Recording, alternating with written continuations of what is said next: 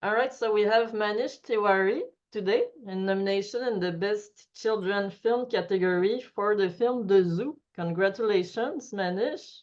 Thank you, Eloise, and thank you for having me here. Thanks to you. Thank you for being here today. And so we have a few questions for you. What made you go into filmmaking? Yeah, the honest answer would be my childhood. I used to be in a boarding school, which was a military boarding school, and the regimen was tough.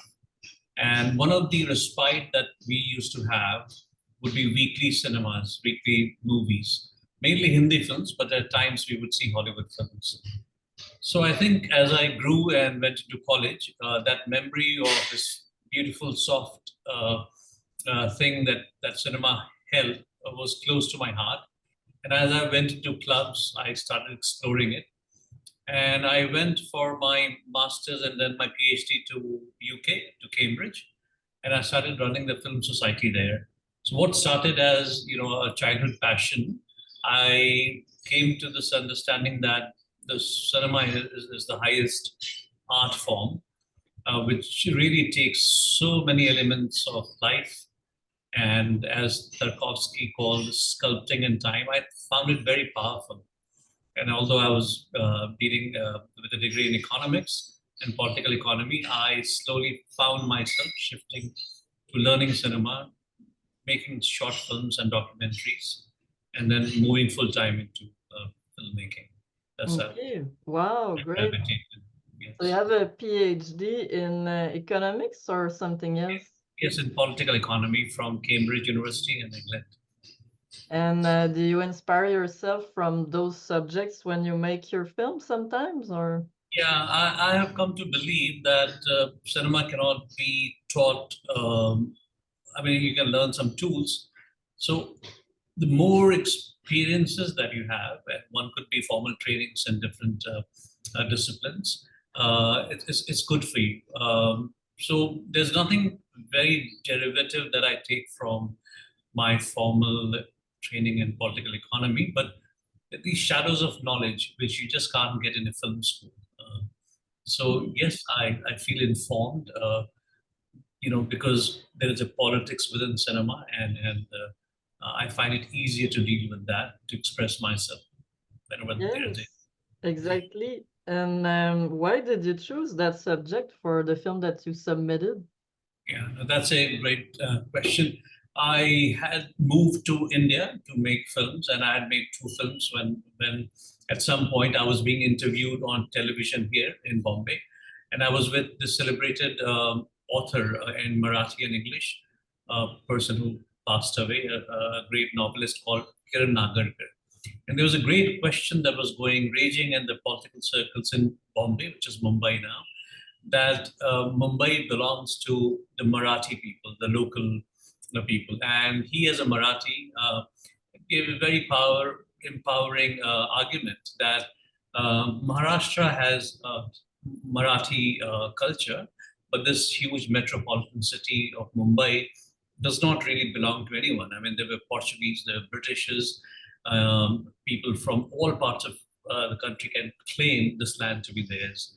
And and as it happens in any big city, it's a melting pot. So from there, because I am from Bihar, a state which provides a lot of working hands in cities like Delhi and Bombay, and they are at times looked down upon. They struggle more. So I that's where the story sort of started germinating, and I thought of this very vulnerable character from Bihar, my home state, a son and his mother who come and live in a Marathi chawl, the local population chawl, and the hardships that they feel. And there was some, I think, only when I made the film, there was something autobiographical because I had also transported myself to Mumbai, and I also came with some tools and passions. And this boy, Sooraj in Chidiakhana, or the zoo, has this huge passion to play football, soccer. And that's how he makes a mark in this big city. And I think in some ways, I wanted to say, uh, pay a homage to the city that I live in now, that it absorbs people of all cultures and all ambitions. That's how. Yes. Okay, and so did real people inspire your characters? Maybe a bit? Um, yeah, as I said, there was something autobiographical, which is very difficult to trace if you see in the film, because I think um if you imagine Bollywood, it's also a very closed community thing where people who have been here for generations have a certain advantage. And I came to make films, so I think I found something autobiographical in this story that if you really stick to it and if you play, then you make a mark. Apart from that, the characters are fictional, of course. I mean, as a director, writer, you sprinkle everything with your own experiences and whatever Okay. jumps and narrative. And can you give us a hint about your upcoming projects?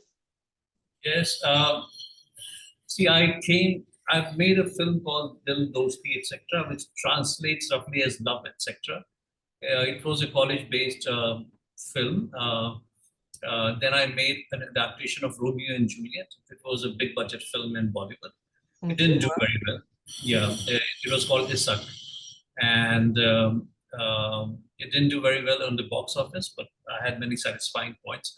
So I went down to making a much smaller film, which is The Zoo, Chidiakhana. And now, one of the things that I wrote while I was making this film is a film called Mohabbat Mia, which basically translates as Mr. Lover Boy. It's a satirical comedy about corruptions in a city, again set in Mumbai, where a small-time gangster is given a task to kill someone, but okay. his heart is not in killing. His heart is finding a true love for himself, and he falls in love with a billionaire's daughter, and it's Okay. interesting. Yeah. So for me, it has been a journey to try different stuff and then sort of reflect on in the times that we live in some ways. So this is a fun film that I have in mind. Yeah, that sounds awesome. Do you have a website where we can follow you on your upcoming works? Um, yeah, I think the best way to know about me would be to Google Chidiakhana, the zoo's original Hindi name, which is Chidiakhana, Okay. or type my name, but it's not a very uncommon name. But I think starting with my film's name, you will come to the IMDb, Wikipedia, Instagram, which is Chidiakhana underscore. That is it, Chidiakhana underscore, and that. So Google would be a good starting point for us. Okay, great. So I'll put some links as well under the YouTube interview. So congratulations again for your work, Manish.